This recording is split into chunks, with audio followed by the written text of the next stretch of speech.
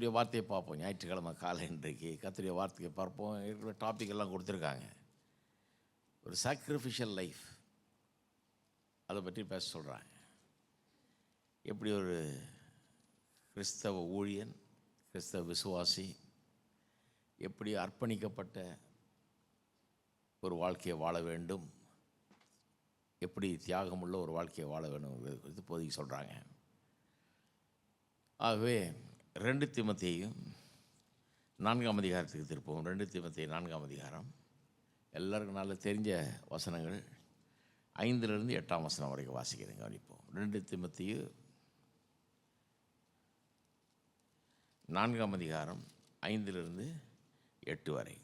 நீயோ எல்லாவற்றிலும் மன தெளிவுள்ளவனாயிரு, தீங்கு அனுபவி, சுவிசேஷகனுடைய வேலையை செய், உன் ஊழியத்தை நிறைவேற்று. ஏனென்றால் நான் இப்பொழுதே வானபலியாக வார்க்கப்பட்டு போகிறேன். நான் தேகத்தை விட்டு பிரியும் காலம் வந்தது. நல்ல போராட்டத்தை போராடினேன், ஓட்டத்தை முடித்தேன், விசுவாசத்தை காத்து கொண்டேன்.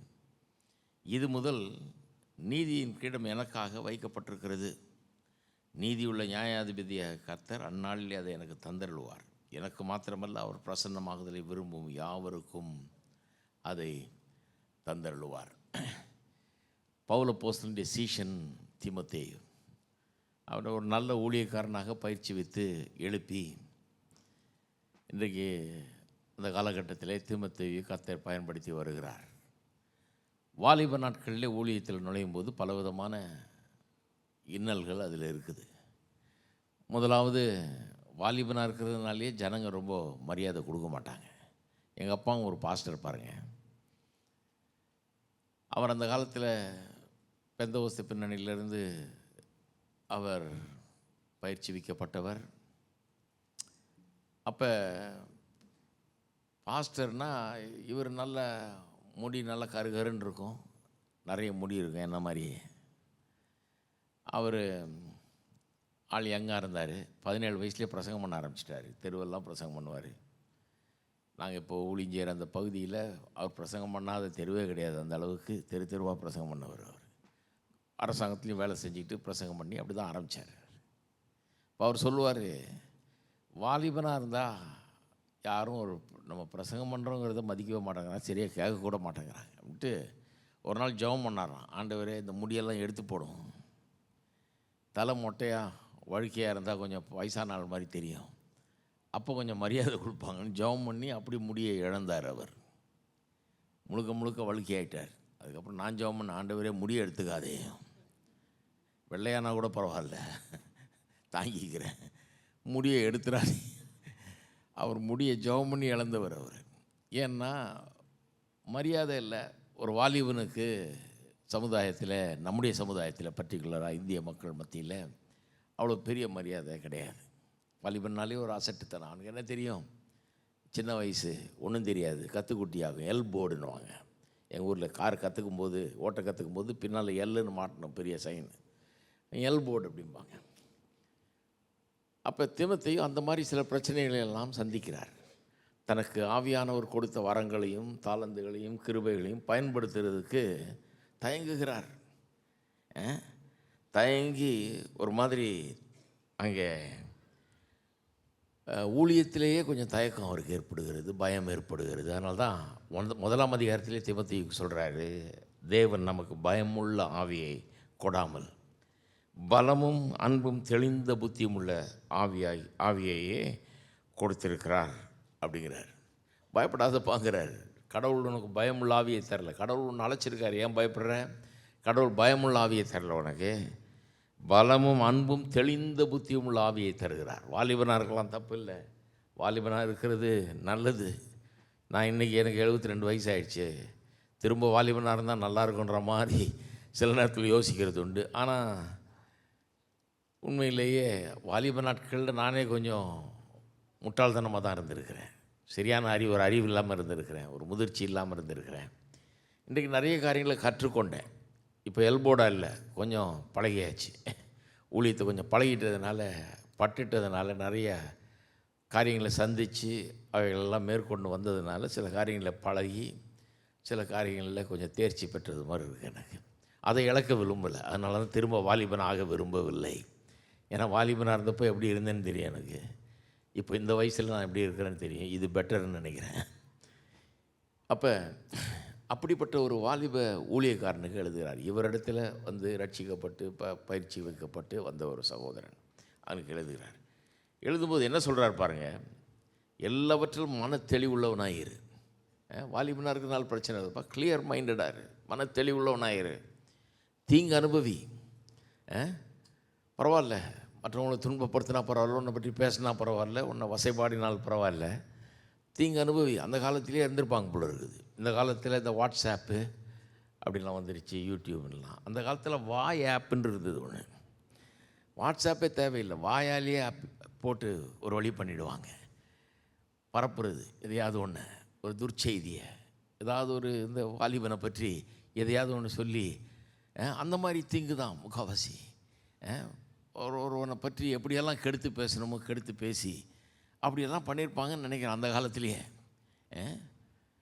இப்போ அவனுக்கு சொல்கிற தீங்கு அனுபவி, சுவிசேஷனுடைய வேலையை செய், உன் ஊழியத்தை நிறைவேற்றுன்றார். இதெல்லாம் பார்க்காத, சில கஷ்டங்கள் துன்பங்கள் இடையூறுகள் வாழ்க்கையில் வருது, ஆனால் நீ நல்லா ஸ்டெடியாக தெளிந்த மனதுடையவனாயிரு. நீ எங்கே போகிறன்றது ஞாபகம் வச்சுக்கோ, யார் ஒன்று அழைச்சார்ன்றது ஞாபகம் வச்சுக்கோ, யார் உனக்கு இந்த திறமையெல்லாம் கொடுத்தாருன்றது ஞாபகம் வச்சுருக்கோ, எதற்காக அழைச்சிருக்காருங்கிறது ஞாபகம் வச்சுக்கோ. அதை பற்றி உனக்கு சந்தேகம் இருக்கக்கூடாது. மனசை தெளிவுபடுத்திக்க, எதை நம்புகிறேங்கிறத தெளிவுபடுத்திக்கோ, தெளிவுள்ளவனாயிரு. இருந்துட்டு பயணி, தீங்கு அனுபவி, பரவாயில்ல, சுவிசேஷ வேலையை கரெக்டாக செய். எவனை என்னமோ சொல்லிட்டு போகிறான், நீ வந்து கரெக்டாக சுவிசேஷ வேலையை செய், உன் ஊழியத்தை நிறைவேற்றுன்னு சொல்கிறார். சொல்லிவிட்டு அதுக்கான காரணத்தை சொல்கிறார். இதுதான் நான் என்னை கவர் பண்ண விரும்புகிறேன்.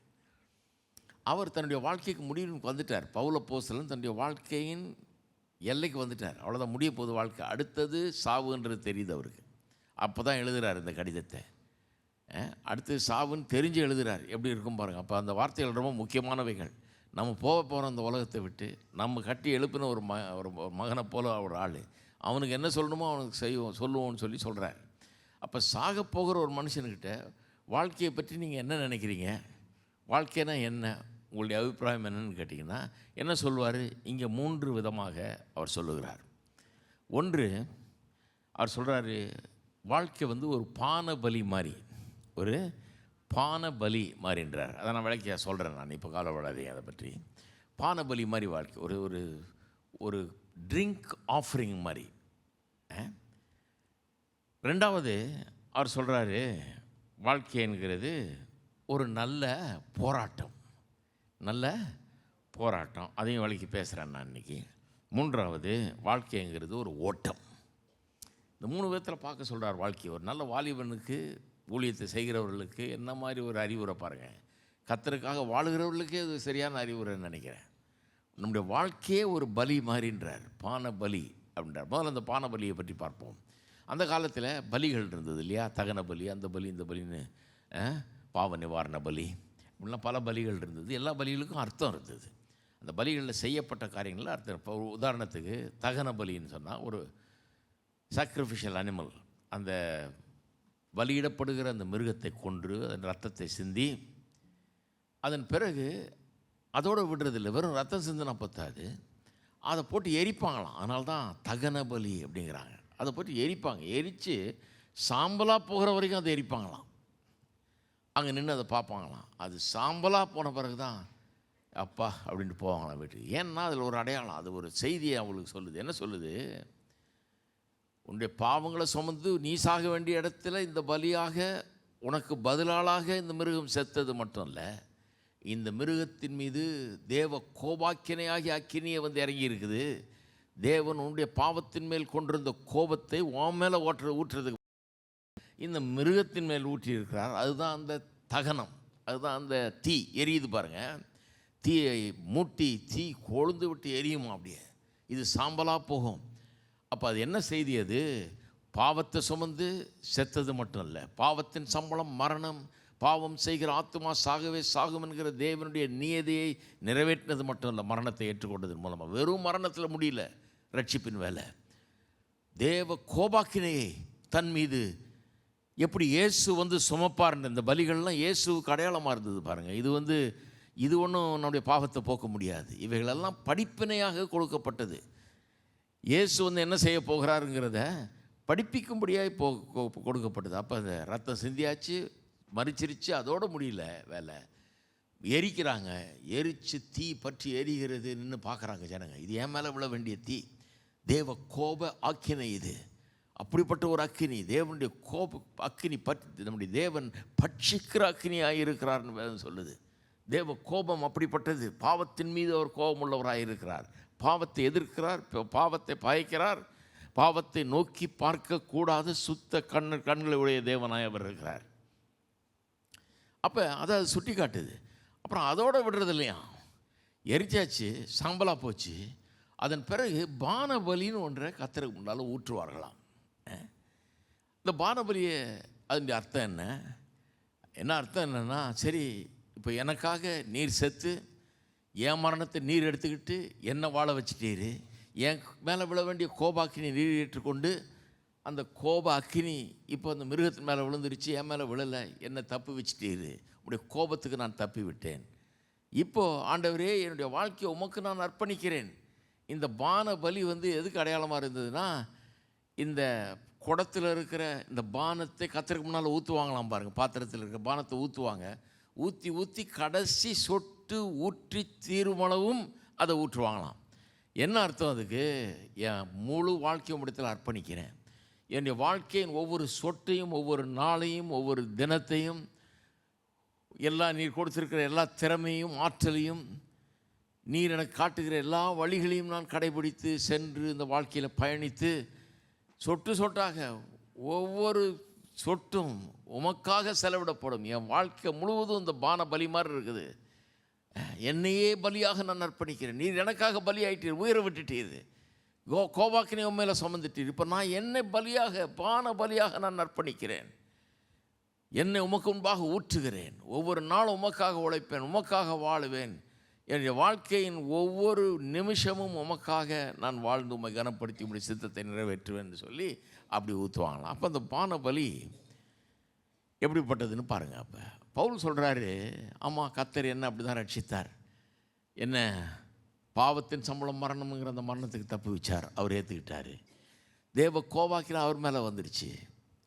அப்புறம் எனக்கு அவர் காமிச்சார், தாயின் வயிற்றிலே என்னை பிரித்து எடுத்து விட்டார் ஊழியத்துக்குன்னு.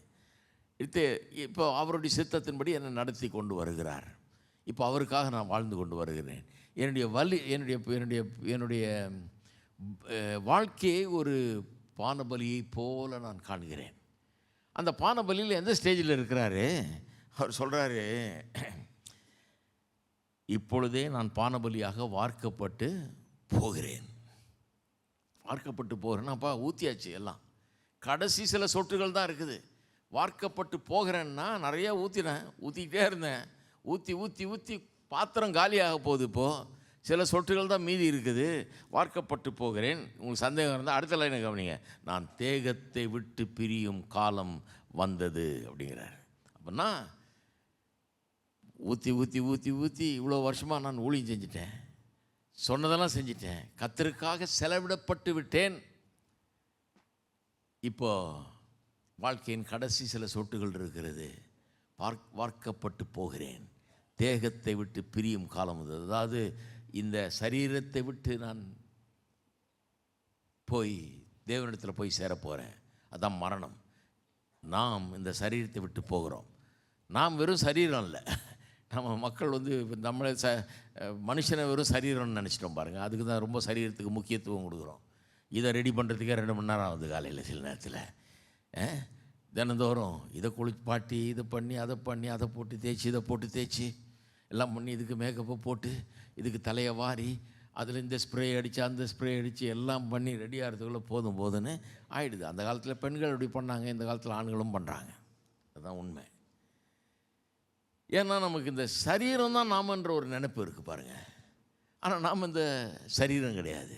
நாம் வந்து சரீரத்திற்கும் மேலானவர்கள். சரீரம் என்கிறது நாம் வசிக்கிற ஒரு வீடு மாதிரி, ஒரு கூடு மாதிரி பாருங்கள். அதுக்குள்ளே நாம் இருக்கிறோம். இப்போ எனக்கு ஒரு வீடு இருக்குது சென்னையில். அந்த வீட்டை வந்து நீங்கள் காமிச்சு இதான் சாம் செல்லதுரைன்னீங்கன்னா சிரிப்பாங்க யாராவது கேட்டால். அது சாம் செல்லதுரை கிடையாது. அது வந்து சாம் செல்லதுரை குடியிருக்கும் வீடு. அதுக்குள்ளே அவர் இருக்கிறார். இல்லையா? அப்போ நாம் எல்லாம் இந்த சரீரத்தில் வாழுகிறவர்கள், அவர் சொல்கிற இந்த தேகத்தை விட்டு பிரியும் காலம் வந்தது. இதை விட்டு பிரிஞ்சு போக போகிறேன், அந்த காலம் வந்துடுச்சு. சாக போகிறேன்றார். இன் அதர் வேர்ட்ஸ், நான் சாக போகிறேன், அடுத்த ஸ்டெப்பு சாக வேண்டியது தான் அப்படிங்கிறார். அப்போ வாழ்க்கையை அவர் எப்படி பார்க்குறார் பாருங்க, ஒரு பானை பலியை பார்க்குறார். அதை ஊற்றிக்கிட்டே வந்தேன்றார், இப்போ ஊற்றி முடிய போகுதுன்றார். நீங்கள் எப்படி பார்க்குறீங்க உங்கள் வாழ்க்கையை? சில நேரத்தில் இதெல்லாம் யோசிக்கிறதே இல்லை பாருங்கள். நாம் கர்த்தருக்காக பானை பலியாய் வார்க்கப்பட்டு போகிறவர்கள். என் வாழ்க்கை என்றைக்கு நான் ஊற்றிக்கிட்டு இருக்கிறேன் உங்கள் மத்தியில் கடவுள் எனக்கு கொடுத்த திறமை, ஆற்றல், அறிவு, பயிற்சி, அழைப்பு, இதையெல்லாம் தெரிந்து கொள்ளுதல் எல்லாத்தையும் பயன்படுத்தி நான் கர்த்தர் எனக்கு காண்பிச்சதுனால இங்கே அவர் செய்ய சொன்ன ஊழியத்தை செஞ்சு சுவிசேஷத்தை வேலையை செய்யினார் பாருங்க. அந்த வேலையை செய்து கொண்டிருக்கிறேன். நான் ஊற்றி கொண்டு இருக்கிறேன். எத்தனையோ வருஷமாக ஊற்றிக்கிட்டு இருக்கிறேன். 21 வயசில் பிரசங்கம் பண்ண ஆரம்பித்தேன். முதல் பிரசங்கம் 21வது வயதில். நான் போன நேற்று சொன்னேன் இல்லையா, என்னுடைய வாழ்க்கையில் முதல் வருஷம் பைபிள் காலேஜ் படித்து முடித்த உடனே 20 வயசில் பைபிள் காலேஜுக்கு போனேன். 21ஆம் வயசில் பிரசங்கம் பண்ண ஆரம்பிச்சிட்டேன். இன்றைக்கி 51 வருஷங்களாக நான் பிரசங்கித்து கொண்டிருக்கிறேன். ஊற்றி ஊற்றி ஊற்றி இப்போ இவ்வளோ தூரம் வந்திருக்கிறேன். இன்னும் நிறையா இருக்குதுன்னு நினைக்கிறேன் ஊற்ற வேண்டியது. ஆனால் என்னுடைய வாழ்க்கையை பார்க்கிற விதம் எனக்கு ரொம்ப உதவுகிறது. பவுல் எனக்கு ரொம்ப உதவி செஞ்சிட்டார். என் வாழ்க்கை என்னதில்லை, என் இஷ்டம் போல் வாழுகிற அப்படிப்பட்ட ஒரு காரியம் கிடையாது.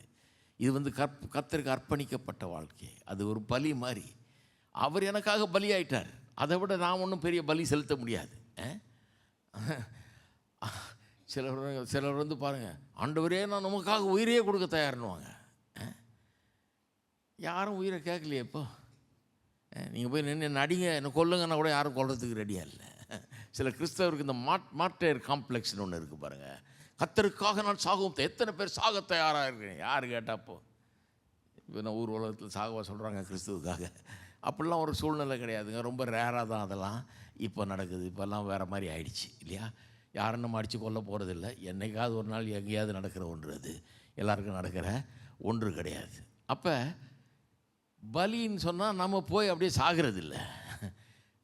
சாகிறது ரொம்ப ஈஸி. ஹலோ, இருக்கீங்களா? சாகிறது ரொம்ப ஈஸி. நான் கர்த்தருக்கு சிலர் சொல்லுவாங்க, அந்த காலத்தில் நான்லாம் யூத் மீட்டிங்கெல்லாம் போகிறேன், ரத்த சாட்சியாக மறிக்க தயார். சரி, அந்த காலத்தில் எங்களுக்கு ஒரு உற்சாகம், ரெடி, நாங்கள் எதுக்கும் ரெடி அப்படின்னு சொல்கிறோம். ரத்த சாட்சியாக மறிக்க தயார்னோம். ஆனால் கர்த்தருக்காக வாழ்கிறதே பெரிய பிரச்சனையாக இருந்தது.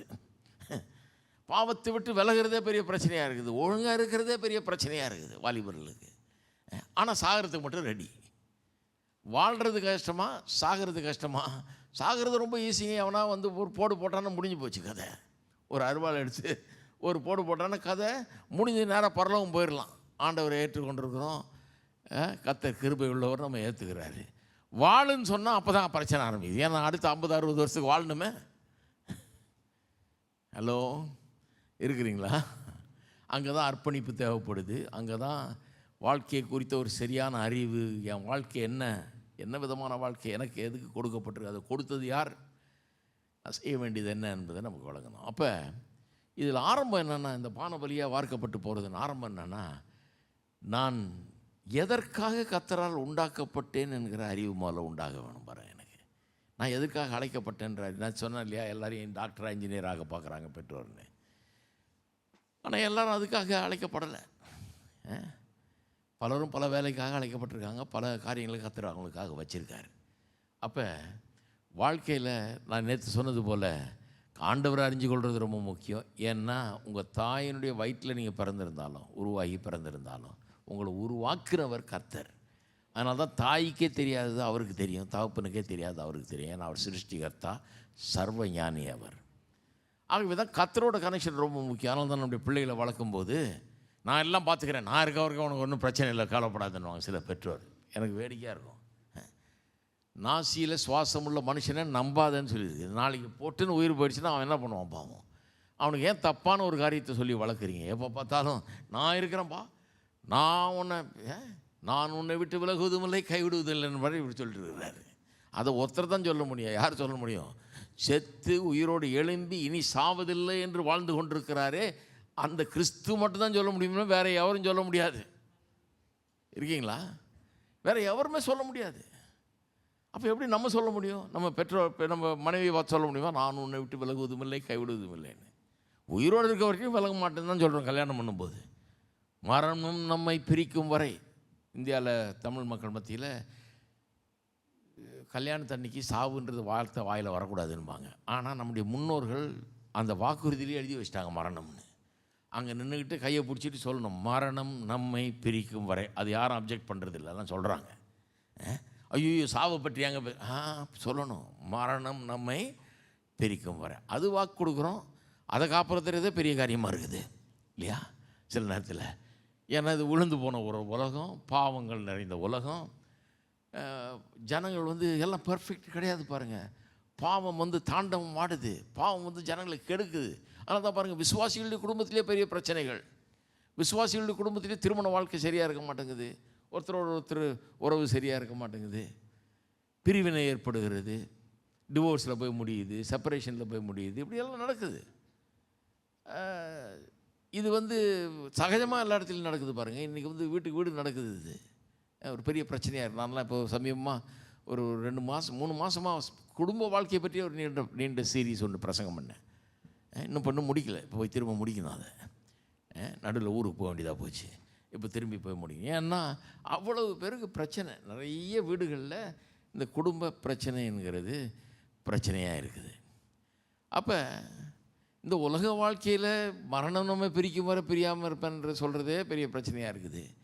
நம்ம மாதிரி ஆள் போய் நம்ம பிள்ளைகிட்டையோ மனைவிக்கிட்டேயோ புருஷங்கிட்டேயோ, நான் உன்னை விட்டு விலகுவதும் இல்லை, உனக்கு நீ ஒன்றும் பயப்படாத, நான் இருக்கிற வரைக்கும் உன்னை கடைசி வரைக்கும் காப்பாற்றுவாங்கிறது முட்டாள்தனம். நம்ம நாளைக்கு போனால் அவங்க என்ன பண்ணுவாங்க? நான் சொல்கிறேன், அதனால தான் கிறிஸ்தவ விசுவாசிகளாகி நீங்கள் உங்கள் பிள்ளைகளுக்கு சின்ன வயசுலேயே ஆண்டவரை பற்றி அறிவை ஊட்ட வேண்டும். நீங்கள் யார் அவர்களுக்கு அறிமுகப்படுத்துகிறீங்களோ, வெறும் படிப்பை தந்தால் போதாது, சிறந்த பள்ளிக்கூடத்தில் போட்டு பல லட்சம் செலவழித்து படிக்க வச்சா போதாது, கல்லூரிக்கு அனுப்பிச்சா போதாது. அதெல்லாம் நல்லது தாங்க, அந்த அறிவெல்லாம் தர வேண்டியது தான் நல்லது. ஆனால் அதை காட்டிலும் ஒரு பெரிய அறிவு கர்த்தரை அறிகிற அறிவு, உங்கள் சிருஷ்டிகரை அறிந்திருக்கிற அறிவு. சின்ன வயசுலேயே அதை கற்றுக் கொடுக்கணும். அதனால வேதம் சொல்லுது, வாலிபனே உன் வாலிப நாட்களில் உன் சிருஷ்டிகரை நின. பல்லெல்லாம் உளுந்து காலெல்லாம் தள்ளாடி கண்ணெல்லாம் மங்கி போய் அப்படி தான் சொல்லுது அந்த வசனம். பிரசங்கி 12ஆம் அதிகாரத்தில் பார்த்தீங்கன்னா அதை தான் சொல்லுது. அது அப்படிலாம் ஆகிறதுக்கு முன்னால், ஏன்னா எங்கள் ஊர், நான் அந்த காலத்தில் படிக்கிற காலத்தில் அங்கே மெட்ராஸ் கிறிஸ்டின் காலேஜ்னு ஒரு காலேஜில் படித்தோம் பாருங்கள். அது சென்னையிலேருந்து நீங்கள் தாம்பரத்துக்கு போகணும். ஒரு 16 மைல், அது 25 கிலோமீட்ரு. அதில் ட்ரெயினில், எலக்ட்ரிக் ட்ரெயினில் போவோம் டெய்லி. அப்போ இந்த கூட வர்றவெல்லாம் பாருங்கள், துன்மார்க்கருடைய ஆலோசனையின்படி நடவாமலுன்னு பைபிள் சொல்லியிருக்கு. துன்மார்க்கன்னு இருக்கானுங்க பாருங்கள், அவனுங்கள மாதிரி பெஸ்ட்டு டீச்சர் யாரும் கிடையாது. ஹலோ, இந்த பாவிகளை மாதிரி டீச்சர் பார்த்துருக்கீங்களா நீங்கள்? சிகரெட்டே குடிக்காதவனுக்கு வாயில் வச்சு பற்ற வச்சு ஊத சொல்லி அவன் இருமை எப்படி அதை உட்கொள்கிறது, எப்படி அதை இழுக்கிறது, எப்படி விடுறது, மூக்கில் எப்படி விடுறது, வாயில் எல்லாம் கற்றுக் கொடுத்துருவாங்க. ஃபஸ்ட் கிளாஸ் ட்ரெயினருங்க அவங்கள. குடிக்கவே குடிக்காதவனு மூக்கை பிடிச்சிக்கிட்டு வாயை திறந்து எப்படி ஊற்றிக்கிறது எல்லாம் கற்றுக் கொடுப்பானுங்க. கடை எங்கே இருக்குது, அது என்ன விலை, எவ்வளோ குடிக்கணும், எல்லாம் கற்றுக் கொடுப்பானுங்க. ட்ரெயினருங்க அவனுங்க நல்லா. அதனால தான் சொல்லி துன்மார்க்கனுடைய ஆலோசனையின்படி. அப்போ நிறைய துன்மார்க்கனுங்க இருந்தானுங்க பாருங்கள். நாங்கள்லாம் பேசிட்டு போவோம். அப்படியே போகிறப்ப சிலர் சொல்லுவோம், ஏன்டா இந்த வயசில் போய் பைபிளை தூக்கிட்டு அந்த ஊழியக்காரருக்கு வாசிக்க போனேன், பாட போனேன், அங்கே போனேன், இங்கே போனேன்ற. இந்த வயசில் ஆட வேண்டிய வயசு, ஆட்டம் போட வேண்டிய வயசு. ஆடிட்டு நல்லா ஆடிட்டு வயசான பிறகு கோயில் பக்கத்துலேயே எங்கேயாவது ஒரு வீடு பார்த்து அங்கே இருந்துக்க. அப்படியே பொடி நடையாக கோயிலுக்கு போயிட்டு வந்துக்கிட்டு உயிர் போனால் பக்கத்துலேயே கல்லறை இருக்கும், அங்கே புதைப்பாங்க. அதை விட்டுவிட்டு இந்த வயசுலேயே பைபிளை தூக்கிட்டு ஆண்டவரை பின்பற்றேன்னா என்ன இது அப்படின்னு சொல்லுவாங்க. நல்ல காலம் இந்த பாவிகளுடைய ஆலோசனை கேட்கல. நான் சின்ன வயசுலேயே கர்த்தருக்கு என்ன ஒப்பு கொடுத்து கொஞ்ச நாள் கர்த்தருக்கு விரோதமாக நடந்தேன், பாவத்தில் வாழ்ந்தேன். ஆனால் சின்ன வயசுலேயே கர்த்தருக்கு என்ன ஒப்பு கொடுத்து கர்த்தருக்காக என்னை அர்ப்பணித்து வந்ததன் விளைவு இன்றைக்கு 51 வருஷமாக பிரசங்கம் பண்ணுறேன். அதுக்கு மேலா வருஷங்களாக ஆண்டவருக்காக வாழ்ந்து வருகிறேன். பல காரியங்களை கற்றிருக்கிறேன், பலருக்கு உதவ முடிகிறது. வாழ்க்கை பிரயோஜனமான திசையில் போயிட்டுருக்குது. அப்போ இதெல்லாம் எனக்கு காமிச்சவர் கர்த்தர். நான் என்ன பண்ணணும், எங்கே போகணும், எப்படி பண்ணணும், எனக்கு வாசலை திறக்கிறது, காரியங்களை வாய்க்க பண்ணுறது எல்லாம் கர்த்தர். நேற்று தான் சொன்னேன் பார்த்தீங்களா, என்னுடைய வாழ்க்கை அனுபவங்கள் எல்லாம் உங்களுக்கு சொன்னேன். கர்த்தர் எல்லாத்தையும் வாய்க்க பண்ணுறாரு. கர்த்தர் இருதயத்தில் வாஞ்சியை தர்றாரு, விருப்பத்தை தர்றாரு, நடத்துகிறாரு, திசையை காட்டுறாரு, டோரை ஓப்பன் பண்ணுறாரு, காரியங்களை வாய்க்க பண்ணுகிறார். அப்போ நம்முடைய வாழ்க்கையில் நடக்க வேண்டிய முதல் காரியம், நான் யார், நான் எதுக்காக பிறந்திருக்கிறேன். கடவுள்னு ஒருத்தர் இருக்கார், அவருக்கு தான் என்னுடைய வாழ்க்கை எதுக்காக கொடுக்கப்பட்டிருக்கிறது என்கிற அறிவு அவருக்கு தான் இருக்குது. அவர் தான் எனக்கு சொல்ல முடியும். அவர் இல்லாமல் ஐ எம் லாஸ்ட், நான் காணாமல் போனவனை போல இருக்கிறேன், திசை தெரியாதவனை போல, வழி தெரியாதவனை போல, வழி தப்பி அலைந்து திரிகிறவனை போல் நான் இருக்கிறேன். அப்போ உங்கள் பிள்ளைகளுக்கு தர வேண்டிய முதல் அறிவு ஆண்டவரை குறித்த அறிவு. இந்த ஆண்டவர் குறித்த அறிவு வந்தவுடனே தங்களை ஆண்டவருக்கென்று அர்ப்பணித்து அதன் பிறகு தான் அவர்களுக்கு புரிய ஆரம்பிக்குது. என் வாழ்க்கை நான் நினச்சபடி வாழ்கிறதில்ல, அவருக்காக வாழ வேண்டும். நான் ஒரு பானை பலி மாதிரி வார்க்கப்பட வேண்டும். எனக்குள்ள கடவுள் திறமையை நான் எதையும் எடுத்துகிட்டு வரல. அதான் வேதவசனத்தில் அப்போஸ்தலனாகிய பவுல் ஒரு இடத்துல சொல்கிறார் இல்லையா, 1 கொரிந்தியரில் தான் சொல்கிறாரு. எதுக்கு நீ மேன்மை பாராட்டுற, நீ என்ன கொண்டு வந்த, நீ என்ன பெரிய, நீ உன் திறமையெல்லாம் நீ கொண்டாந்தியா, உனக்கு இருக்கிறத உயிர் மூச்சு மாதிரி கொண்டு அவர் கொடுத்தது ஓசியில் ஃப்ரீ. இந்த மூச்சு விடுற அந்த மூச்சை கத்தர் கொடுத்தாரு, அறிவை கத்தர் கொடுத்தாரு, கைகாலில் கத்தர் கொடுத்தாரு. இன்றைக்கி உழைக்கிறோம், பிழைக்கிறோம், சம்பாதிக்கிறோம், நல்லா இருக்கிறோம், குடும்பம் இருக்குது, அது இருக்குது, எல்லாம் இருக்குன்னா கடவுளுடைய கிருபைங்க. அது எல்லாத்தையுமே கொடுத்தது கடவுள், நம்ம எதையும் கொண்டாடல. அதனால் மேன்மை பாராட்டுகள் வீண். சிலர் எங்கள் குடும்பம் தெரியுமா உங்களுக்கு, எங்கள் குலம் தெரியுமா, கோத்திரம் தெரியுமா, எங்கள் ஜாதி தெரியுமான் இருப்பான். அவனுக்கு ஒன்றுமே தெரியலன்னு அர்த்தம். சுத்தமாக ஏபிசிடி கூட ஒன்றும் தெரியும். உன் குலம், கோத்திரம், ஜாதி யார் கேட்டால் நீ தீர்மானிச்சே அதை எந்த ஜாதியில் பிறப்பேன்னு, நீ தீர்மானிச்சே எந்த ஊரில் பிறப்பேன், எந்த நாட்டில் பிறப்பேன், யாருக்கு பிறப்பேன், ஒன்றும் கிடையாது. முட்டாள்தனமான பேச்சு அது. பாருங்கள், நம்ம யாரும் அதை தீர்மானிக்கவில்லை, கத்தர் கொடுத்ததெல்லாம். நம்மளை ஊரில் பிறக்க வச்சிருக்கிறாரு, ஒரு நாட்டில் பிறக்க வச்சிருக்கிறாரு, ஒரு குடும்பத்தில் பிறக்க வச்சிருக்கிறாரு, ஒரு விதமான அறிவை கொடுத்துருக்கிறாரு, ஒரு விதமான தாளந்துகளை கொடுத்துருக்கிறாரு, ஒரு விதமான ஆற்றலில் கொடுத்துருக்கிறாரு, ஒரு விதமான வாழ்க்கையை வச்சிருக்கிறார் நமக்காக கடவுள். இதெல்லாம் நாம் உண்டாக்குனது இல்லைங்க. இன்றைக்கி நான் அப்படி இருக்கிறேன்னா நான் இதை உண்டாக்கிட முடியுமா? எனக்கு கிடையாது. நான் நினச்சா எதையும் உண்டாக்க முடியாது. நாங்கள் பைபிள் காலேஜ் வச்சுருக்கோம். ஸ்ரீலங்காலேருந்துலாம் நிறைய பேர் படிச்சிருக்காங்க பாருங்கள். ஒரு அம்மா வந்தாங்க என்கிட்ட, அங்கே இந்தியாவில் இருக்கவங்க.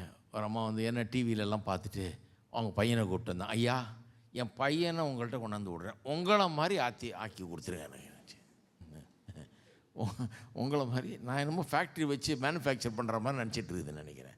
என்னை மாதிரி 4 பேரை உருவாக்குறேன் நான் சொன்னேன். ஏம்மா இதை பாருங்கள், என்னையே என்ன மாதிரி ஆக்க முடியல என்னால். என்ன ஆக்குனது கர்த்தர். என்னையே நினச்சா கூட என்ன மாதிரி ஆக்க எனக்கே தெரியல நான் எப்படி ஆனேன்னு. கடவுளுடைய கிருபை. அப்படி தான் நான் அப்படி ஆனேன்.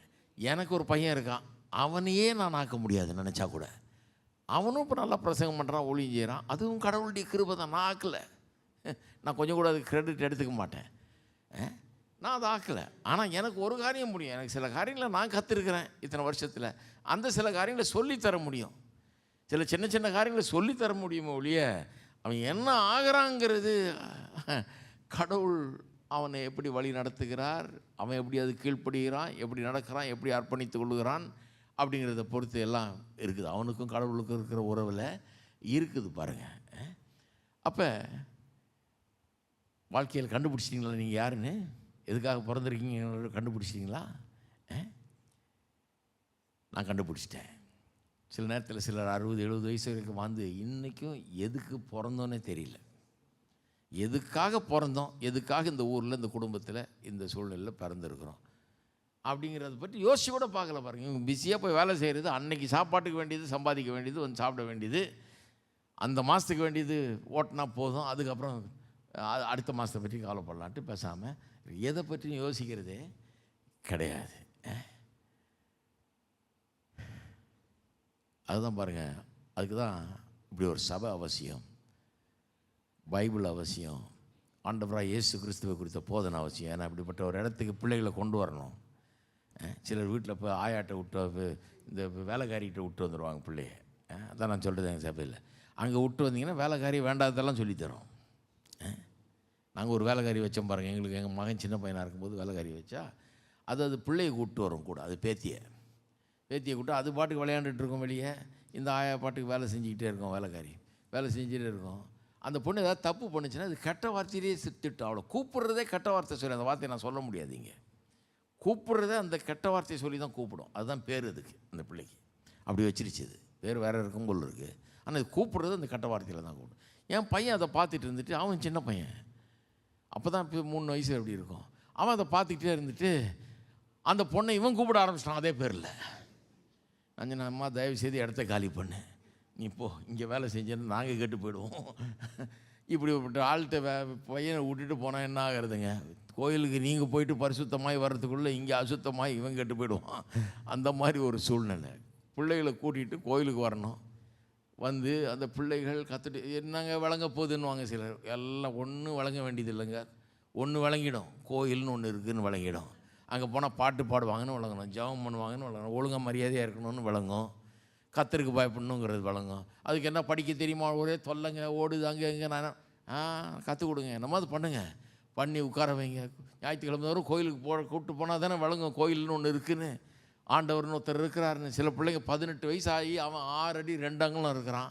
அப்புறம் வந்து அழுகுறது, ஐயா நீங்கள் தான் உபவாசம் பண்ணி ஜெபம் பண்ணுங்க எங்கள் பிள்ளைக்காக, ஒரே தொல்லையா, குடிக்கிறான்யா, உருளுறான்யா, கோயிலுக்கு வானா வரமாட்டேங்கிறான்யா, நீங்கள் போங்க பெருசுகளுக்கு தான் கோயில் அப்படிங்கிறான். நாங்கள் சிறுசுகள்லாம் சினிமாவுக்கு போகிறோன்றான்.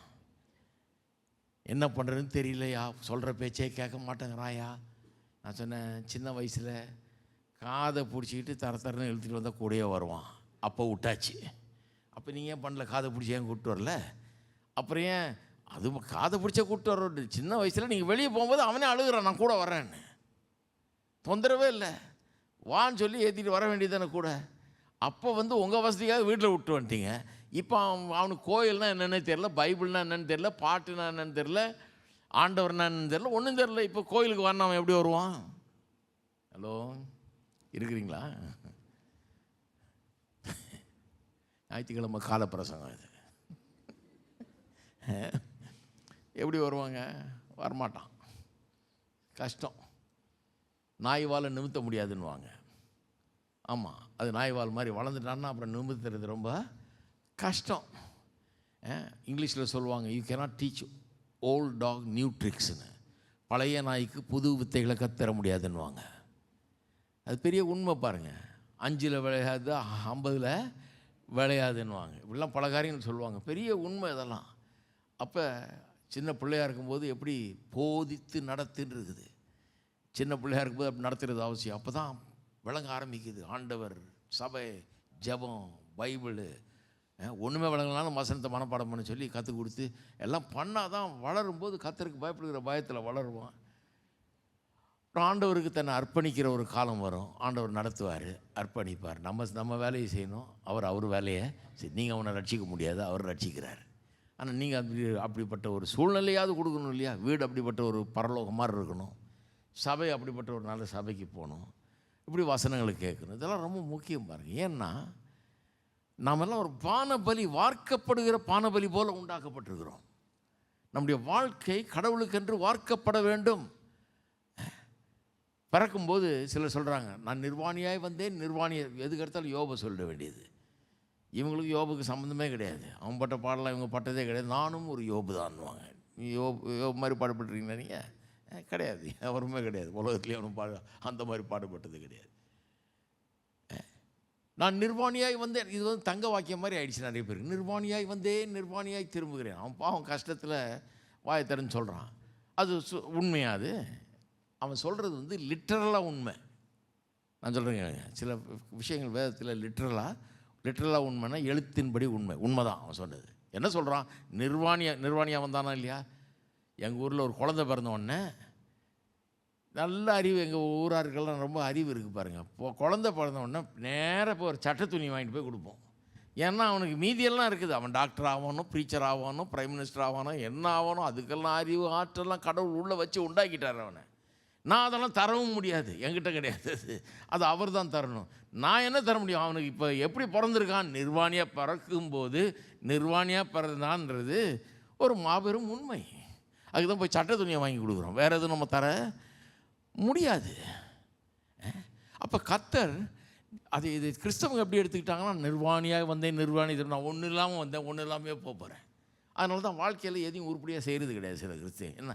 என்னத்தை பிரதர், ஒரு வேலை செஞ்சு என்ன பிரயோஜனம் பிரதர், சம்பாரிச்சு என்ன பிரயோஜனம், கல்யாணம் பண்ணி என்ன பிரயோஜனம், பிள்ளையை பற்றி என்ன பிரயோஜனம், வீடை கட்டி என்ன பிரயோஜனம். அதனால் வேலைக்கு ஒழுங்காக போகிறது கிடையாது, ஒழுங்காக சம்பாதிக்கிறது கிடையாது. சம்பாதிச்சு ஒழுங்காக சேர்த்து வச்சு ஒரு வீட்டை கட்டுறதோ, பிள்ளைகளுக்கு நல்ல படிப்பு கொடுக்குறதோ அதெல்லாம் கிடையாது.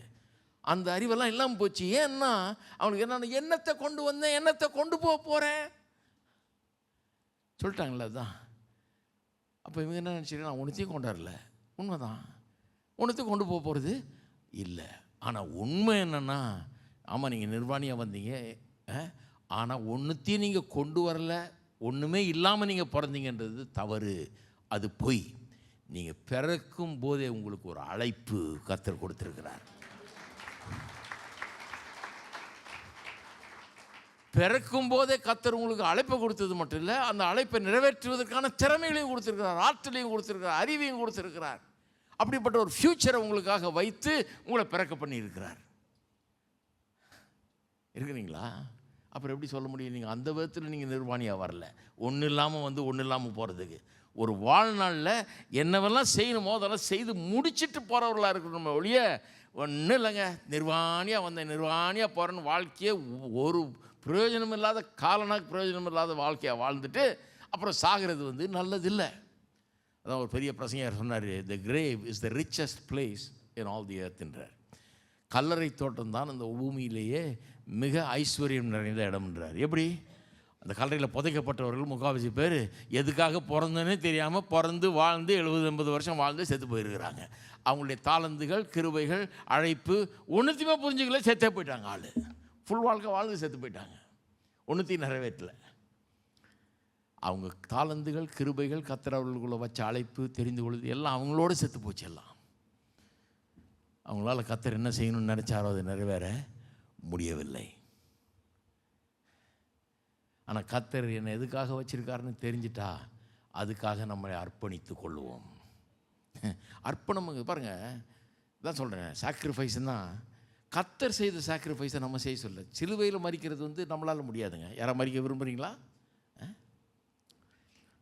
ஹலோ, ஒருத்தர் சொன்னார் என்னை பார்த்துட்டு, கோட்டு சூட்லாம் மாட்டிகிட்டு இருக்கிறாரு, பாடுனா அவருக்கு என்னன்னு தெரியும். நான் பிரசங்கம் பண்ண ஆரம்பித்த காலத்தில் யாரும் கோட்டு சூட்லாம் மாட்டுறதில்லை. நான் அந்த மாதிரி ஒரு கொஞ்சம் வெளிநாட்டில் போய் படிச்சுட்டு ஒரு 10 வருஷம் அங்கேயே இருந்து அங்கே பாஸ்டராக இருந்தேன் பாருங்கள், வெள்ளைக்காரர் மத்தியில். அதனால் எனக்கு அது ஒரு பழக்கமாகிடுச்சு. சரி, இங்கே வந்து டிவி லைவில் போனால் சாதாரண சட்டையில் தான் பிரசங்கம் பண்ணிட்டுருந்தேன். டிவி லைவில் போக ஆரம்பித்தேன். சரி, எல்லாருக்கும் ஒரு பொருத்தமான ஒரு உடையில் போவோம்னு சொல்லிட்டு கோட்டு சூட்டு அவர் சொல்கிறேன். அப்போ ரொம்ப கிரிட்டிசைஸ் பண்ணுவாங்க. சொன்னாங்க, இவருக்கு பாடுனா என்னன்னு தெரியும், கோட்டு சூட்டு போட்டு ஏர் கண்டிஷனில் பிரசங்கம் பண்ணிகிட்டு இருக்கிறார். இவருக்கு பாடுனா என்னன்னு தெரியும் அப்படின்னு சொல்ல ஆரம்பிச்சிட்டாங்க அந்த காலத்தில். நான் சொல்கிறேன், அருமையானவர்களே, கர்த்தர் என்னை அழைச்சிருக்கிறார், என்னை தெரிந்து கொண்டிருக்கிறார், என்னை நடத்துகிறார். நான் கர்த்தரை தெரிந்து கொண்டேன், கர்த்தர் என்னை தெரிந்து கொண்டிருக்கிறார். அவர் என்னை தெரிந்து கொண்டிருக்கிறாருன்னு எனக்கு தெரிஞ்சவன் நான் அவரை தெரிந்து கொண்டேன். நான் அர்ப்பணிச்சிட்டேன். நான் இஷ்டப்பட்ட இடத்துல வாழல. நான் இஷ்டப்பட்டு வாழணும்னு நினச்ச இடம் வேறு, இன்றைக்கி இருக்கிற இடம் வேறு. கடவுள் இப்படிப்பட்ட ஒரு சூழ்நிலையில் வாழும்படியாக என்னை அழைச்சாருன்னு நான் தெரிஞ்சு கொண்ட பிறகு என்னை அர்ப்பணிச்சிட்டேன். அதுக்காக 40 வருஷம் அந்த இடத்துல நின்று, அந்த இடத்துல கர்த்தர் எனக்கு கொடுத்த இடத்துல பாஸ்டராக இருந்து நான் வேலை செஞ்சிட்ருக்கிறேன். அதுதான் அர்ப்பணிப்பு. நான் போய் அதான் நான் கேட்டேன், ஒரு ஆள் கேட்டேன், உங்களுக்கு பாடுனா என்ன தெரியுண்ணா? நான் சொன்னேன், ஏன்யா என்ன பாடு பண்ணணுன்ற, என்ன சிலுவையில் தொங்கணுன்றியா? என்ன சிலுவையில் தொங்கணுன்ற? என்ன சிலுவையில் தொங்க சொல்லி அவர் எனக்காக அவர் தொங்கிட்டாரே, நான் தொங்குறதுக்காக அவரும் தொங்கினார். அவரும் தொங்கி நானும் தொங்கி என்ன பிரயோஜனம்? அப்படி தான் இந்த வேர்ல்டு வார் 2வது உலக மகா யுத்தத்தப்போ ஹிட்லர் வந்து லண்டனெல்லாம் ஒரே பாம்பு போட்டுருந்தாராம். ஒரு தெரு முழுக்க அந்த பில்டிங்கெல்லாம் இடிஞ்சு ஒரு மாதிரி ஆகிடுச்சு. அங்கே பேஸ்மெண்ட் இருக்கும், வீட்டுக்கு அடியில் பகுதி. அந்த மாதிரி ஒரு பில்டிங்கில், ஒரு பெரிய பில்டிங்கில் பெரிய பேஸ்மெண்ட்டில் 100கணக்கான பேரை கொண்டு போய் இராணுவத்தினர் ஒழிச்சு வச்சுருந்தாங்க. ஏன்னா தலையில் விழுந்து ஏதாவது ஆகிட போகுதுன்னு சொல்லி வீடை காலி பண்ணுங்கள், இங்கே வாங்கன்னு சொல்லி பூமிக்கு அடியில் கொண்டு போய் வச்சுருந்தாங்க. அதில் ஒரு கிழவி அம்மா, அந்த அம்மாவையும் வச்சுருந்தாங்க. அது ஒழுங்காக அங்கே இருந்துகிட்டு இருந்தாங்க பாருங்கள். திடீர்னு அந்த அம்மாவுக்கு வெறுப்பாயிட்டு நான் வீட்டுக்கு போகிறேன்னு சொல்லிட்டு வீட்டுக்கு வந்துடுச்சு. பாலடைஞ்ச வீட்டில் போய் இருந்துருவோன்னு சொல்லிட்டு யாருக்கும் தெரியாமல் கிளம்பி வந்துருச்சு. இவங்க தேடுறாங்க, எங்கே இந்த அம்மாவை காணும். சரி வீட்டில் போய் பார்த்தா அங்கே இருக்குதான். சரி ஏம்மா இந்த மாதிரி பண்ணேன், ஒரே பாமா போட்டுட்ருக்கிறான், இதுக்கு இந்த வயசில் நீங்கள் வந்து குழந்தை என்ன செத்து போனால் என்ன ஆகுறது அப்படின்னு கேட்டதுக்கு அந்த அம்மா சொல்கிறான், என்னை காக்கிறவர் உறங்குகிறதும் இல்லை தூங்குகிறதும் இல்லை. அப்போ அவர் தூங்காமல் என்னை காக்கிறாருன்னா நான் தூங்காமல் இங்கே முழிச்சிருந்து கவலைப்பட்டிருந்தேன் என்ன பிரயோஜனம். அதனால் நான் பேசாமல் வந்துட்டேன், கடவுள் என்னை காத்துக்குவார்னுச்சான். அப்போ அவர் பாடுபட்டார், அவர் மரித்தார், அவர் தியாகம் பண்ணார். அந்த தியாகத்தை என்ன பண்ண சொல்லலை, என்ன சிலுவையில் தொங்க சொல்லலை, என்னென்ன பண்ண சொல்கிறாரு, கொடுத்த ஊழியத்தை ஒழுங்காக நிறைவேற்றுன்றார். அதை பண்ணுறதை விட்டு நான் சிலுவையில் சாகிறேன், ரத்த சாட்சியாக சாகிறேன், தலைகளாக தொங்குறேன், இதெல்லாம் எதுக்கு? ஹலோ, நான் தான் சொல்கிறது, சொன்னது அவர் சொன்னதை கரெக்டாக செய்ப்பா, எங்கே போக சொல்கிறாரோ சோப்போ. கடினமான பகுதியை அவர் எடுத்துக்கொண்டார், சுலபமான பகுதியை எனக்கு கொடுத்துட்டார். அதுதான் சுவிசேஷம். கர்த்தர் என்னை பாடுபடுத்துறதுக்காக வரல, என்னுடைய பாரத்தை போக்குவதற்காக வந்தார். வருத்தப்பட்டு பாரம் சுமக்கிறவர்களை நீங்கள் என்னிடத்தில் வாருங்க, இன்னும் இதுவரை பார்க்காத பாரத்தை உங்களுக்கு தருவேன்னாரா? கிடையாது. நான் உங்களுக்கு இளைப்பாறுதல் தருவேன்னாரு. நான் வந்துட்டேன். என்னுடைய இளைப்பாறுதல் நான் அவரை நம்புகிறேன், அவர் கையில் என் வாழ்க்கையை கொடுத்துட்டேன், அவர் நடத்துவார்னு நம்புகிறேன். அப்போ அப்படி தான், அதுதான் அர்ப்பணம், அதுதான் சாக்ரிஃபைஸ். நம்ம ஒன்றும் பெரிய போய் நான் தினந்தோறும் நான் ரத்த சாட்சியாக மாறிக்கிறான்றன்னு சொல்ல வேண்டியதில்லை. யாராவது நம்மளை கொல்லுவாங்களா, ரத்தம் சிந்தலான்னு காத்துட்ருக்க வேண்டியதும் கிடையாது. நாம் எதற்காக, நல்ல கவனிங்க, உங்களுடைய சாக்ரிஃபைஸ் என்னங்க? ஜீவனுள்ள பலியாக. ரோமர் 12ஆம் அதிகாரத்தில் பவுல் அப்போஸ்தலன் அழகாக சொல்கிறாரு, சகோதரரே நீங்கள் உங்கள் சரீரங்களை பரிசுத்தமும் தேவனுக்கு பிரியமான 1ஆம் வசனம், ஜீவ பலியாக ஒப்பு கொடுக்க வேண்டும் என்று தேவனுடைய இரக்கங்களை முன்னிட்டு உங்களை வேண்டிக் கொள்கிறேன். இதுவே நீங்கள் செய்யத்தக்க புத்தி உள்ள ஆராதனை. எல்லாம் சொல்லுங்கள், ஜீவ பலி. ஜீவ பலியாக ஒப்பு கொடுங்கன்றார். ஒப்பு கொடுத்துட்டீங்களா?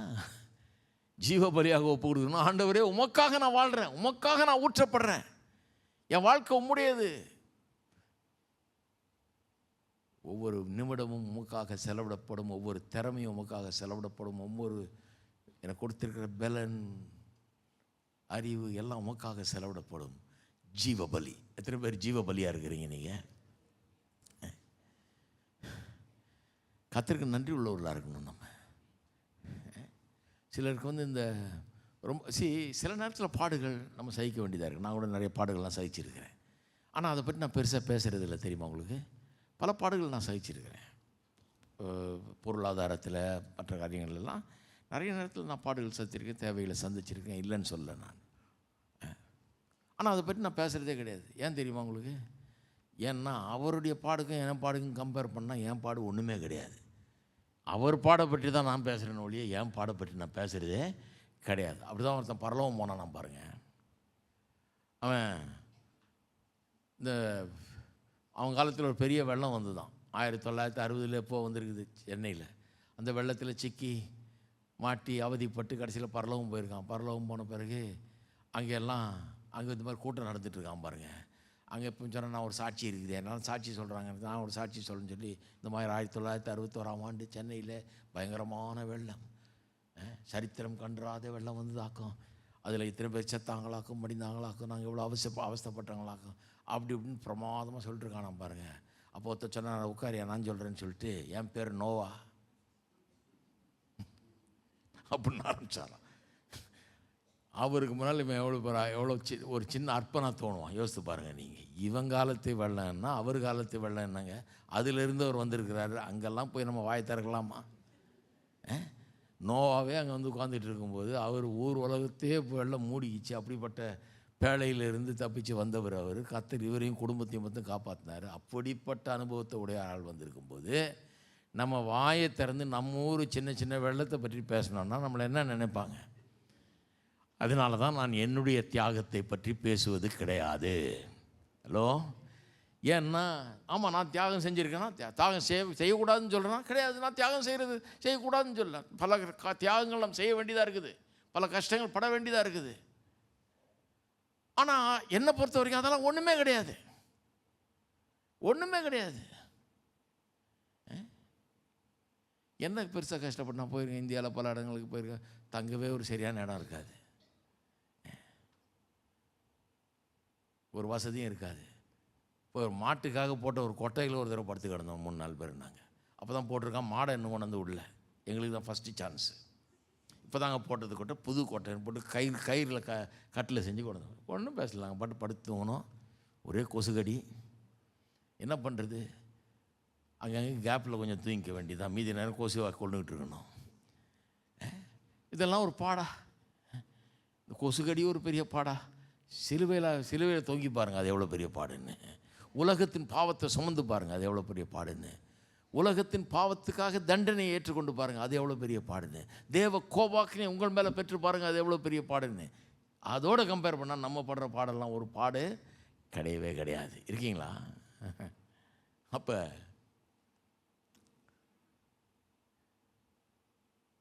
என்ன சொல்ல வர்றேன், கிறிஸ்தவர்கள் நிறைய நம்ம படுற பாடை பெருசுப்படுத்துகிறோம் நினைக்கிறேன் நான். அதனாலே தான் நான் ஆரம்பிக்கும்போது ஒரு காலகட்டத்தில் தீர்மானம் பண்ணேன், என் பாடை பற்றி நான் பேச போகிறதே இல்லை, என் பாடை மகிமைப்படுத்த போகிறதில்லை. ஏன்னா நான் பாடுபடுறதை விட நிறைய சுகத்தை தான் அனுபவிச்சிருக்கிறேன். ஒரு பெரிய பசி பட்டினியில் நான் சிக்கினது கிடையாது, ஒரு பெரிய கஷ்டம் எனக்கு வந்தது கிடையாது, பெரிய தீமைகள் நடந்தது. ஆமாம், நிறைய தீமைகள்லாம் நடந்திருக்குது, நிறைய கஷ்டங்கள் நான் பட்டிருக்கேன். ஆனால் ரொம்ப ஒன்றும் உயிர் போகிற அளவுக்கெல்லாம் ஒன்றும் நடந்தது கிடையாதுங்க. அது பேசுகிறதுக்கு ஒன்றும் இல்லை, அற்பத்தனம். அதை பேச ஏன் பேசுவானே?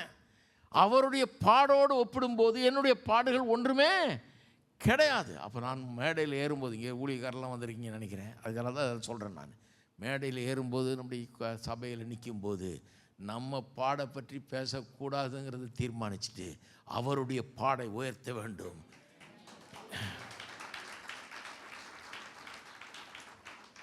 என்னுடைய பாடு எந்த மனுஷனையும் ரட்சிக்காதுங்க. நான் எவ்வளோ பாடுபட்டாலும் ஒரு மனுஷனை ரட்சிக்க முடியுமா? ஒரு ஈக்காக்காவை கூட ரட்சிக்க முடியாது. அவருடைய பாடு உலகத்துக்கே ரட்சிப்பை உண்டாக்கிறது.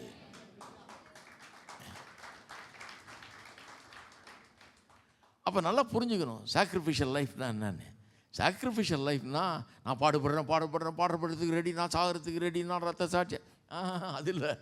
சாக்ரிஃபிஷியல் லைஃப்னா என்ன? ஆண்டவரே, நான் உம்முடையவன், என் வாழ்க்கை உமக்கு சொந்தம், எல்லாம் உம்மிடத்திலேருந்து வருகிறது, உம்முடைய தயவு. நான் எங்கே போகணும்னு காட்டும், என்ன செய்யணும்னு சொல்லணும், நான் செய்கிறேன். இது ஒரு பெரிய கஷ்டமா? நான் தான் சொல்லுவேன், ஞாயிற்றுக்கிழமை தோறும் ஒரு சூட்டை மாட்டிக்கிட்டு வந்து நின்று சர்ச்சில் ஏர் கண்டிஷனில் பிரசங்கம் பண்ணுறது ஒரு கஷ்டமா? நான் பாட பற்றி பேசலாமா? ஹலோ. அப்போ நாங்கள் நிற்கும்போது எனக்கு வந்தது ரொம்ப முக்கியமான ஒரு நேரம்.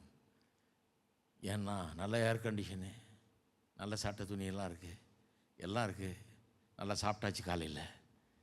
இப்போது என் உயிரை கொடுத்து என் அறிவையெல்லாம் பயன்படுத்தி கர்த்தர் எனக்கு கொடுத்துருக்கிற எல்லா வெளிப்பாடோடும் வேத வசனத்தை தியானித்து இரவும் பகலும் இதில் தியானமாக இருந்து நல்லா கற்றுக்கொண்டு ஜனங்களுக்கு எப்படி ஒரு சமையல்காரன் நல்ல ஒரு ஆகாரத்தை ப்ரிப்பேர் பண்ணி கொண்டு வந்து கொடுப்பான், அதுபோல் நான் பிரயாசப்பட்டு, வசனத்தில் பிரயாசப்படுகிறவர்கள் தேர் worthy of double honor, இரட்டிப்பான கனத்துக்கு பாத்திரராக இருக்கிறான்னு சொல்லிடுது. இது ஒரு பிரயாசம் தெரியுமா? சில அறிவில்லாத முட்டாள்கள் சொல்லிட்டு இருக்கிறாங்க, உழைச்சி பிழையா. ஹலோ, உழைச்சி, ஊழியக்காரில் பார்த்து சொல்கிறது, உழைச்சி பிழையன், இவன் தான் உழைச்சி பிழைக்கிறான்னு நினச்சிட்டு இருக்கான். நான் சொல்கிறேன், இதில் உழைக்கிறது இரவும் பகலும் இதை உட்காந்து தியானித்து இதை கற்றுக்கொண்டு இதை கரைச்சி குடித்து இதை காரியங்களை அறிந்து கொண்டு ஞானத்தோடு விவேகத்தோடு சரியான வார்த்தைகளை பயன்படுத்தி உள்ளத்திலிருந்து இதை பேசி ஜனங்களுடைய உள்ளம் தொடப்பட வேணும்னா அதை போல் ஒரு பிரயாசம் இந்த உலகத்திலே கிடையாது.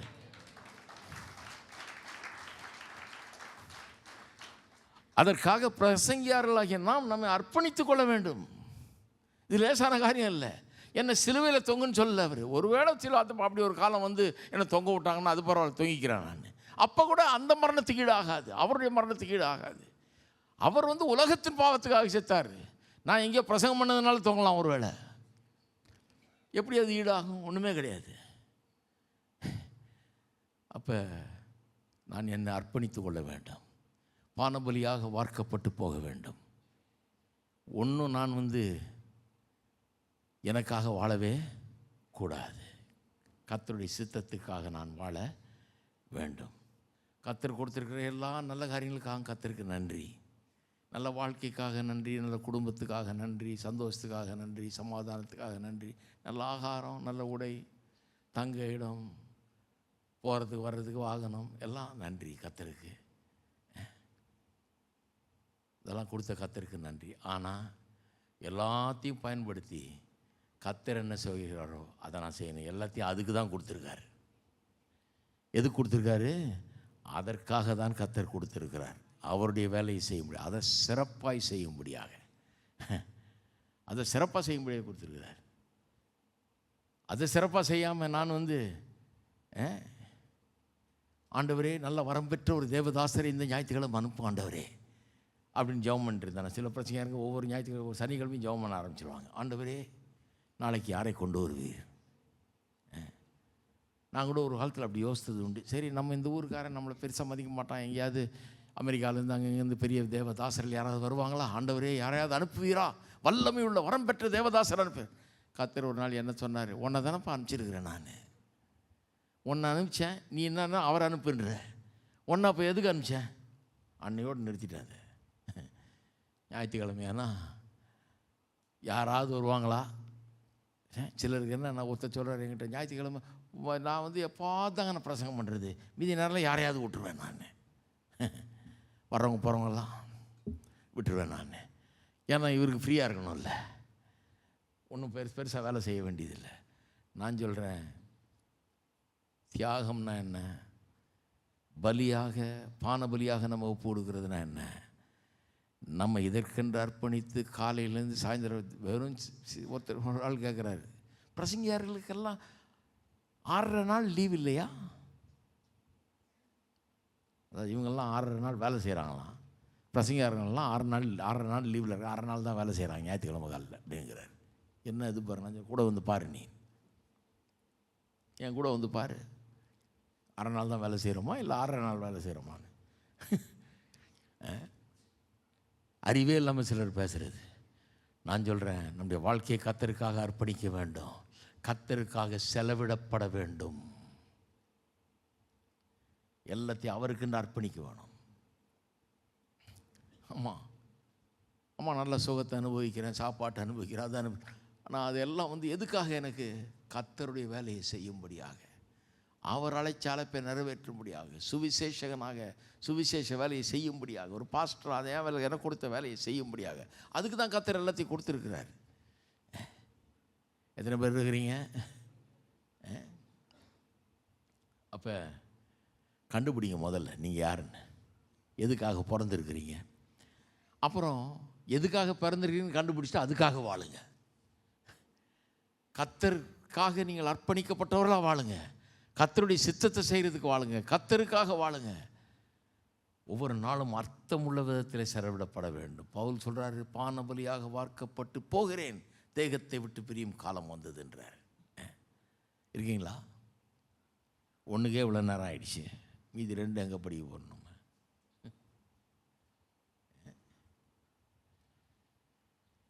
கஷ்டம். அடுத்த செஷனில் தொடரலாமா? ஏன்னா அதுதான் நல்லதுன்னு நினைக்கிறேன்.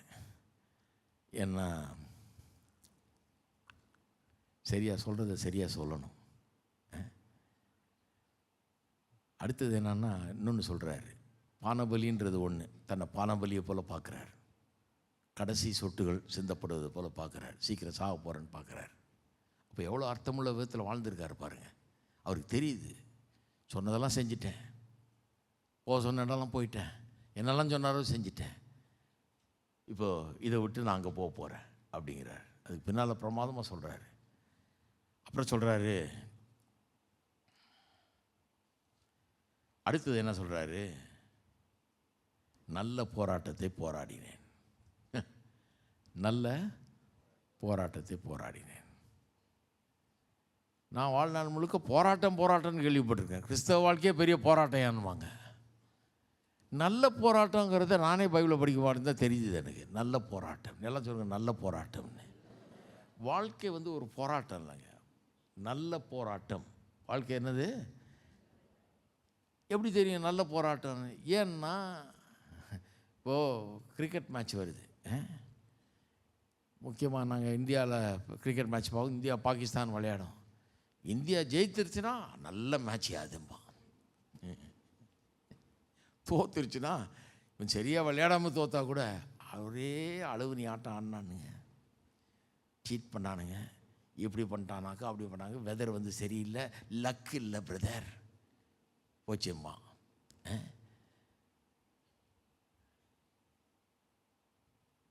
எது நல்ல மேட்ச்சு? நாங்கள் ஜெயித்தா நல்ல மேட்ச்சு. நீங்களும் ஸ்ரீலங்காவில் அப்படி தான் நினைப்பீங்கன்னு நினைக்கிறேன் இல்லையா? நீங்கள் ஜெயிக்கிற மேட்ச்சு நல்ல மேட்ச், அதான் நேச்சுரல் இல்லையா? அப்போ நான் சொல்கிறேன், ஏன் போராட்டம் நல்ல போராட்டம், வாழ்க்கை போராட்டம் நல்ல போராட்டம் என்ன? பைபிளில் எழுதி வச்சிருக்குது, கடைசியில் நீங்களும் நானும் தான் ஜெயிக்கிறோம்.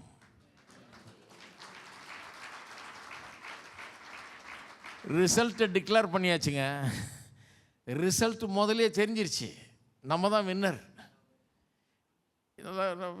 திருப்பி வந்தோன்னு பேசுகிறேன் பாருங்க. நம்ம வின்னர்ன்றதை தெரிஞ்சுக்கிட்டு வாழ்ந்தீங்கன்னா எதுக்கும் பயப்பட மாட்டீங்க. ஏன்னா உங்களுக்கு தெரியும் ரிசல்ட்டு, முன்னாடியே உங்களுக்கு தெரியும் நீங்கள் தான் வின்னர், நீங்கள் தான் ஜெயிப்பீங்க. உங்களுக்கு எதிராக எழும்புகிற ஆயுதங்கள் ஒன்றும் வாய்க்காமற் போகும். கடவுள் உங்களை அழைச்சிருக்கிறாரு, கடவுள் உங்களை அனுப்பியிருக்கிறாரு, கடவுளுடைய நோக்கத்தை நிறைவேற்றுவார், அவர் உங்களுக்கு துணையாக இருப்பார். ஏன்னா நீங்கள் அவர் சொன்னதை செய்துக்கிட்டு இருக்கிறீங்க. எதுவும் உங்களுக்கு எதிராக வந்து உங்களை எதுவும் தடுத்து நிறுத்த முடியாது. உங்களுடைய அவிசுவாசமும் உங்களுடைய நம்பிக்கையின்மை மட்டும்தான் உங்களை தடுத்து நிறுத்த முடியும். வேறு எந்த பெரிய ராட்சதனும் எந்த மலைகளும் உங்களுக்கு எதிராக நிற்க முடியாது. தெரிஞ்சிடும், ஏன்னா ரிசல்ட்டை வாசிட்டீங்க நீங்கள். அப்போ வாழ்க்கையில் போராட்டங்கள் இருக்குது. ஆமாம் இருக்குது, நிறைய போராட்டங்கள் இருக்குது. வாழ்க்கையில் ஊழியம் செஞ்சவங்களுக்கு கேட்டு பாருங்கள், எத்தனை போராட்டம். ஆனால் அதெல்லாம் நல்ல போராட்டம். எல்லா போராட்டத்தையும் கடந்து வந்திருக்கிறோம், நல்ல போராட்டம். நான் சொல்கிறேன், விசுவாசிகளாக இருந்தால் கூட உங்கள் வாழ்க்கை போராட்டங்கள் நல்ல போராட்டங்கள். ஏனென்றால் நீங்கள் ஜெயிக்க வேண்டும் என்று உங்கள் பட்சத்தில் ஆண்டவர் இருக்கிறாரு. கடைசி வெற்றி உங்களுடையது தான். இருக்கீங்களா? எத்தனை பேருக்கு நம்பிக்கை வந்துருக்குது உள்ள? இது யாருக்கு இதெல்லாம் உண்மைன்னா, முற்றிலுமா அந்த பவுல் மாதிரி தங்களை அர்ப்பணித்தவர்கள். ஏதோ சும்மா கோயிலுக்கு வந்துட்டு போகிறவங்க இல்லை.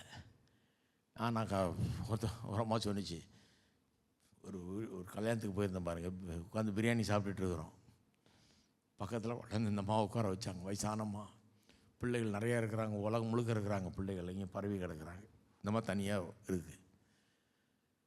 அந்த மாதிரி நான் பாஸ்டர்னு தெரிஞ்சோன்னு ரொம்ப தான் பேச ஆரம்பிச்சேன், எனக்கு தெரியுது, நல்லா பேசிச்சு. இப்போ சொன்னிச்சு, பாருங்கள், இந்த கடைசியாக என் பையன் ஒருத்தன் இருக்கான், எல்லாருக்கும் கல்யாணம் ஆகிடுச்சிங்க, அவனுக்கு ஒரு பொண்ணு பார்த்துட்ருக்கேன். இந்த பையன் என்னன்னா, எனக்கு born again பொண்ணு தான் வேணுங்கிறான். ஒரு கிறிஸ்தவ பொண்ணு வேணும்னா நான் கண்டுபிடிச்சி கொடுப்பேங்க. நான் இதுலேயே இப்போ 4-5 தலைமுறையாக இருக்கிறேன். born againக்கு நான் எங்கே போவேன்? உங்களுக்கு எதாவது தெரியுமா born again என்னன்னு கேட்டுச்சு அந்தம்மா. கடைசியில் நான் பிரியாணி திங்கிறத விட்டுட்டு, இந்தம்மா வேறு வயசானம்மாவாக இருக்குது, இன்றைக்கும் நாளைக்கும் இருக்குது. ஆண்டவருடைய சுவிசேஷத்தை சொல்லுவோன்னா அந்த அம்மாவுக்கு முழுக்க முழுக்க சுவிசேஷத்தை சொன்னேன். அந்த மாதிரி சொல்லுது, நான் வந்து கிறிஸ்தவன், நான் பல தலைமுறை, நான் வந்து மழையோ வெயிலோ என்னவோ காரனை வர சொல்லிடுவேன், டாக்ஸியை வர சொல்லிவிடுவேன், கரெக்டாக ஏறி அடியேன் வந்து விழுந்துடுவேன் சர்ச்சில். அது இல்லைங்க அர்ப்பணம். வானகின்னால என்னன்னு தெரியலையா, அப்புறம் எங்கே அர்ப்பணம்? எதுக்காக பிறந்தோம், எதுக்காக இருக்கிறோம், எங்கேருந்து எல்லாம் வந்தது, என் வாழ்க்கை எப்படி செலவிடப்பட வேண்டும், நான் எதுக்காக வாழ வேணும்னு ஒரு நோக்கத்தோடைய வாழலையே, அப்புறம் எங்கே அர்ப்பணம்? நோக்கம்தான் அர்ப்பணத்துக்கே காரணமாக இருக்குது. நோக்கம்தான் நம்மளை எல்லா தியாகங்களையும் செய்ய வைக்குது. எனக்கு வாழ்க்கையில் நோக்கம் இல்லைன்னா எந்த தியாகத்தையும் செய்ய நான் ஆயத்தமாக இருக்க மாட்டேன். எனக்கு நோக்கம் இருந்ததுன்னா, என் நோக்கம் வழங்கிடுச்சுன்னா, என் அழைப்பு வழங்கிடுச்சுன்னா, எல்லா தியாகத்தையும் செய்ய நான் ஆயத்தமாகி விடுகிறேன். ஏன்னா எனக்கு தெரியும் என்ன நடக்குதுன்னு. நிறைய பேருக்கு சின்ன சின்ன கஷ்டம்லாம் பெரிய கஷ்டம். இப்படிதான் ஒரு எங்கள் பைபிள் காலேஜில் படிச்சுட்டு ஒரு இடத்துக்கு ஊழியத்துக்கு போட்டோம் பாருங்க. அவன் சொல்கிறான், நான் போகிறேங்க, அங்கே பார்க்குறேன் எல்லாம் சரியாக வருதான்னு. ஒரு 3 மாதம் பார்க்குறேன், ஒன்றும் சரி வரலன்னா நான் பேசாமல் எங்கள் பாட்டி வீட்டுக்கு போயிடுறேங்க, பாட்டி வர சொல்லுது அப்படின்னா. நான் சொன்னேன், முதல்ல நீ பொட்டி படிக்க எடுத்துகிட்டு பாட்டி வீட்டுக்கு போ. நீ ஊழியத்துக்கே லாயக்கு இல்லாத ஆள். நீ 3 மாதம் போய் பார்த்துட்டு அப்புறம் நல்லா வந்ததுன்னா, ஒரு பெரிய அதுக்குள்ளே சபை வந்து 500 பேர் கூட்டிட்டாங்கன்னா, ஆஹா ஓஹோன்னு வந்துருச்சுன்னா ஒரு பாஸ்டராக இருப்பாரான். இல்லைன்னா பாட்டி வீட்டுக்கு, நான் சொன்னேன் பாட்டி வீட்டில் போய் அங்கே சாம்பாரும் சாதமும் செஞ்சு போடும், அது சாப்பிட்டுட்டு பேசாமல் கடை, உனக்கு ஊழியமே அவசியம் இல்லைன்ட்டு. அர்ப்பணம் இல்லை பாருங்கள். ஏன்னா எங்கேருந்து வந்தோம், எங்கேருந்து நமக்கு எல்லாம் வந்திருக்கு, என்னை அழைச்சவர் யார், அவர் எவ்வளோ உண்மை உள்ளவர், எதுக்காக என்னை அழைச்சார், எதுக்காக அனுப்புகிறார், எதுக்காக என்னை வச்சிருக்கிறார், என்ன செய்ய சொல்கிறாரு அப்படின்னா செய்ய ஆயத்தமாயிடுவேன். என்ன கஷ்டமோ துன்பமோ என்ன தியாகம் செய்யணும் அதெல்லாம் ஒன்றும் பிரச்சனைகள், அதெல்லாம் பெரிய தியாகமே கிடையாது. அவருடைய தியாகத்துக்கு முன்னால் ஏன் தியாகம்லாம் ஒன்றுமே கிடையாது. என்னுடைய வேலைக்காக எனக்கு கர்த்தர் கொடுத்த காரியத்துக்காக என்ன அர்ப்பணித்து விடுவேன். அதுதான் அர்ப்பணம். இருக்கீங்களா? எத்தனை பேர் உங்களை அர்ப்பணிச்சிருக்கிறீங்க? அர்ப்பணிக்காதவர்கள் இன்றைக்கு அர்ப்பணிங்க. நான் ஒரு ஜெபம் பண்ணிடுறேன், சின்ன ஜெபம் பண்ணி முடிப்போம் இன்றைக்கி. அடுத்த செஷனில் நம்ம தொடருவோம், சரியா? எல்லோரும் தலை வணங்கி ஜெபம் பண்ணுவோம். கர்த்தாவே உமக்கு ஸ்தோத்திரம். தர்மியான மக்களுக்காக ஸ்தோத்திரம் கர்த்தாவே. ஞாயிறு காலையில் இங்கே கூடி வந்திருக்கிற மக்கள் இந்த காரியங்களை எண்ணி பார்க்கட்டும் கர்த்தாவே. வாழ்க்கை அநேக நேரங்களில் வாழ்க்கையின் பிரச்சனைகள் ஏன் ரொம்ப பெருசாக தெரியுது. ஏன் ஊழியத்தில் வருகிற சவால்களை தாங்கி கொள்ள முடியவில்லை, முன்னேறி செல்ல முடியவில்லை, ஏன் நம்பிக்கை இழந்துடுறோம்? ஏனென்றால் எங்களை எதற்காக அழைத்தீர்? யார் எங்களை அழைத்தவர்? அவர் எவ்வளோ உண்மை உள்ளவர், நல்லவர், வாக்கு மாறாதவர், பொய்யுரையாதவர், அவர் வல்லவர், எல்லாவற்றுக்கும் மேலானவர் என்கிறதெல்லாம் மறந்துடுறோம். எங்களுக்கு அந்த அறிவு இல்லாமல் போயிடுது சில நேரத்தில். ஆண்டவரே, அப்பேற்பட்ட அறிவை உள்ள தருவீராக. அதன் மூலமாக அர்ப்பணம் உண்டாகட்டும், தியாகம் உண்டாகட்டும், தங்களையே ஒரு பலியாக காண்கிற ஒரு வாழ்க்கை உண்டாகட்டும் கர்த்தாவே. பான பலியாக வார்க்கப்படுகிறவர்களாக, ஊற்றப்படுகிறவர்களாக இருக்கட்டும். தன்னுடைய வாழ்க்கையின் கடைசி சொட்டு வரைக்கும் உமக்காக செலவிடப்பட வேண்டும் என்ற ஒரே பெரிய நோக்கத்தோடு வாழ கிருபை செய்வீராக. ஜனங்களை ஆசீர்வதிப்பீராக. இந்த கான்ஃபரன்ஸுக்கு வந்ததன் மூலமாக மாற்றப்பட்டவர்களாக ஒரு புதிய விதத்தில் இன்றைக்கு அவள் திரும்ப செல்லட்டும் கர்த்தாவே. ஆசீர்வதித்தள்ளும் இயேசுவின் நாமத்திலே, ஆமென்.